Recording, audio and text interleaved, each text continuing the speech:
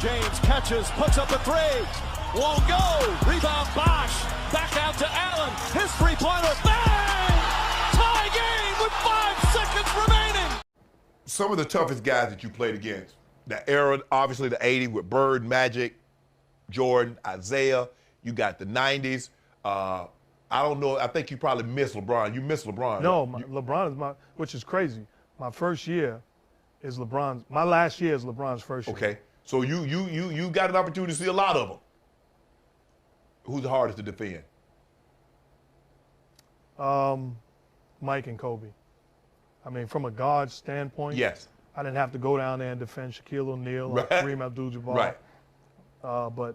But Mike and Kobe, just thinking, attack every single moment on the floor, and the mentality, and the way they wear you down with their approach, would be the two guys I would say. And being in the Eastern Conference all those years, facing the Bulls and facing Mike, I mean, it was in our prime. We had every business to believe we were better. Those two guys are the front runners for me. We know what he became. When you're playing against Michael Jordan, did you realize he was that good? And 20 years, 30 years later, he's still going to be talked about like he's talked about. Did you realize that when you're playing it? Yeah, you knew it. He was just a different dude. He was just a different dude. And like I said, we felt we were the better basketball team. Right. And you think about it, Scottie Pippen is an all-time great. Top 50 player, will be a top 75 player, is in the discussion for, when you talk about the greatest small forwards that ever played Right. this game, and deserves a lot of credit. Early on, though, he wasn't that Scottie Pippen. Right. He had to develop into that guy. Michael Jordan single-handedly won series. I can remember in 91, my last year with the Knicks, we were beating them up.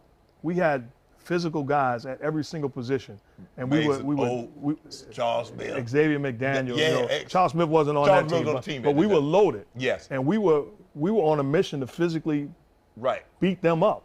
Michael Jordan single-handedly, and Tony Kukoc played good, Scottie Pippen played good, but the feeling of having number 23 on your Right. team did something to them. He single-handedly won the series. It's something about having a guy that no matter what they do, man, this guy here can supersede anything y'all do it. Right. Can, as a team, Right.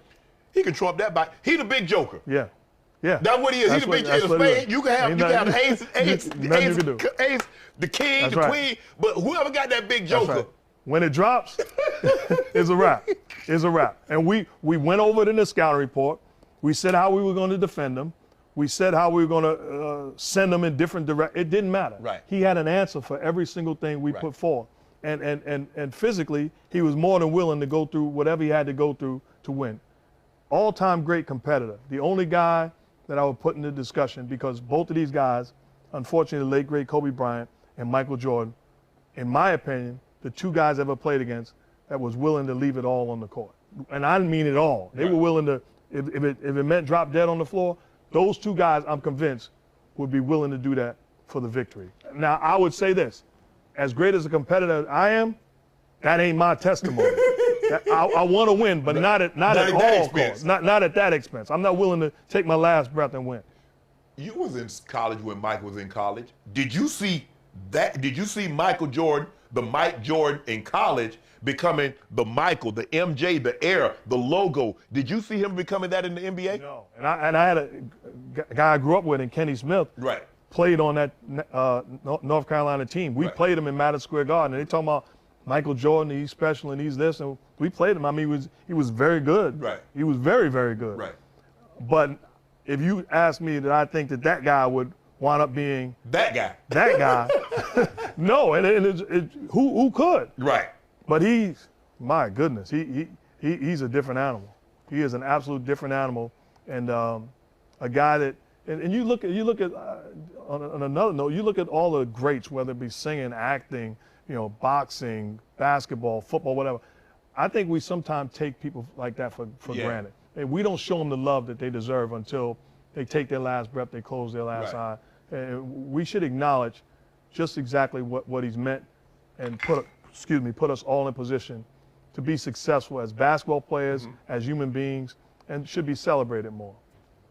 You mentioned that, like the child, Michael Jackson, you knew as a child, as he was rising, when he became adult, and you knew eventually he was going to go on his own, he was going to be special.